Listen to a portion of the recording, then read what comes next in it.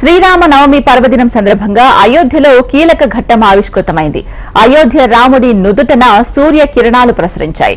ఆలయ 3వ అంతస్తు నుండి గర్భగుడిలోకి అద్దాలు, కటకాలతో కూడిన సాంకేతిక యంత్రాంగం సాయంతో ఈ సూర్య తిలకం ప్రదర్శన ఏర్పాటు చేశారు రామతీర్థ క్షేత్ర ట్రస్ట్ నిర్వాహకులు. ఏటా శ్రీరామ నవమి రోజున రాముడి విగ్రహం నుదుటన కిరణాలతో తిలకం ఏర్పాటు చేయడమే సూర్య తిలక్ ప్రాజెక్టు ప్రధాన ఉద్దేశమని ట్రస్ట్ నిర్వాహకులు తెలిపారు. చైత్రమాసంలో వచ్చే ఈ పండుగ వేళ మధ్యాహ్నం 12 గంటలకు ఆ దృశ్యం భక్తులను కనువిందు చేసింది.